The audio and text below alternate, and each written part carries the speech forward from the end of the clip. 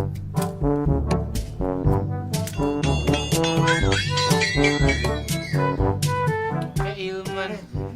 datang juga kamu. Iya, sorry ya, telat. Udah aku siapin nih bahan-bahan bikin layangan. Mana? Nih. Ini kamu potongnya jadi 4 bagian nih.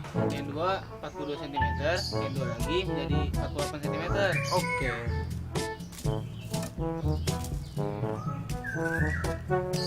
Dap, aku lupa beli benang. Lah kok bisa lupa? Ya udah suruh beli dah.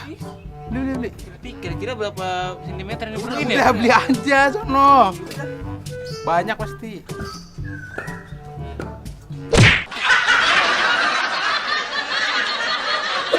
Halo sahabat edukasi, bagaimana? Kapan terakhir kali kalian main layang-layang? Atau membuat layang-layang sendiri gitu?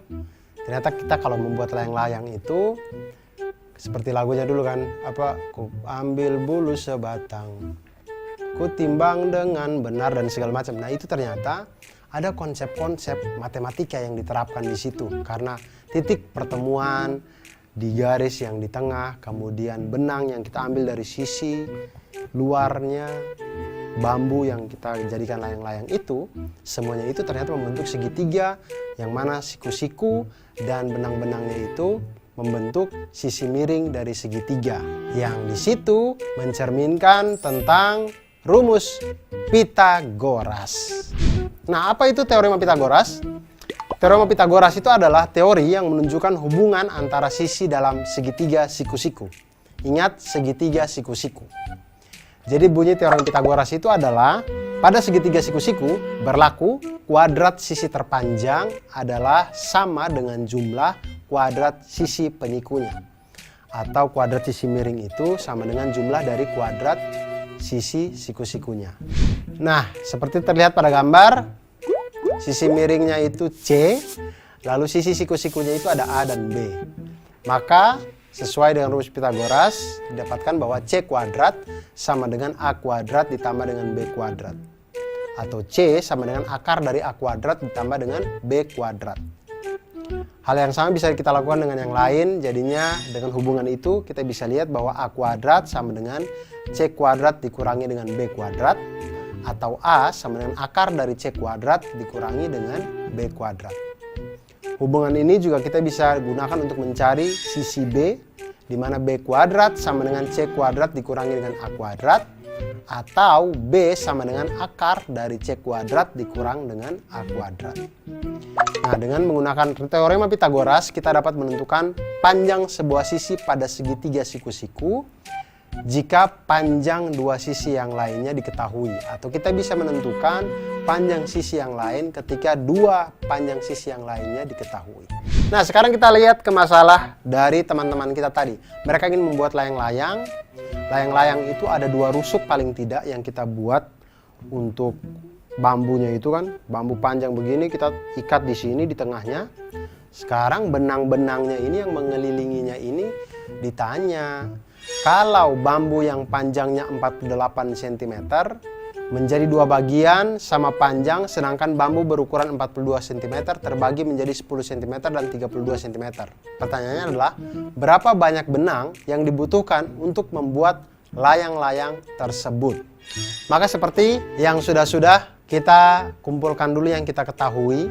Kita ketahui bambu panjangnya 48 cm, dua bagiannya sama panjang, berarti ini bambu yang menjadi sayap nih.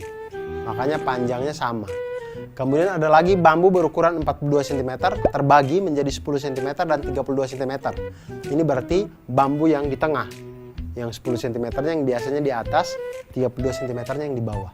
Kita misalkan bambu dengan ukuran 48 cm yaitu panjangnya itu PR, dan bambu dengan ukuran 42 cm panjangnya SQ. Nah, untuk menghitung panjang benang minimum yang diperlukan untuk membuat layang-layang ini, itu sebenarnya kita sedang menghitung keliling dari layang-layang PQRS, di mana keempat sisi yang ada itu kita jumlahkan. Jadi keliling layang-layang PQRS itu sama dengan panjang PQ ditambah panjang QR ditambah panjang RS dan ditambah panjang SP. Nah, kita lihat, tinggal misalkan panjang PS. Kita dapatkan panjang PS dari mana? Dengan teorema Pitagoras, di mana PS itu adalah hipotenusanya atau sisi miringnya. Kemudian sisi siku-sikunya itu adalah PT dan TS. Maka kita masukkan PS kuadrat sama dengan PT kuadrat ditambah dengan TS kuadrat. Sama dengan 24 kuadrat tambah 10 kuadrat. Sehingga diperolehlah PS sama dengan 26 cm. Kemudian PQ. PQ itu sisi miring dengan sisi siku-sikunya 24 atau PT dengan TQ. Kita lihat PQ kuadrat sama dengan PT kuadrat ditambah dengan TQ kuadrat sama dengan 24 kuadrat ditambah dengan 32 kuadrat sehingga diperoleh PQ sama dengan 40 cm.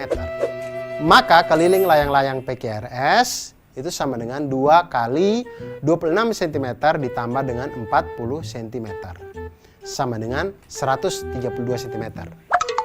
Jadi banyaknya atau panjang minimum benang yang kita butuhkan untuk membuat layang-layang PQRS adalah 132 cm.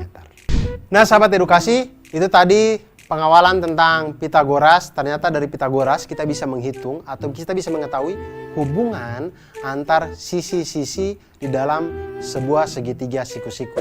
Dari Pitagoras juga kita akan belajar tentang banyak hal. Dan dengan ilmu matematika kita menjadi insan yang lebih baik dan insan yang mantul.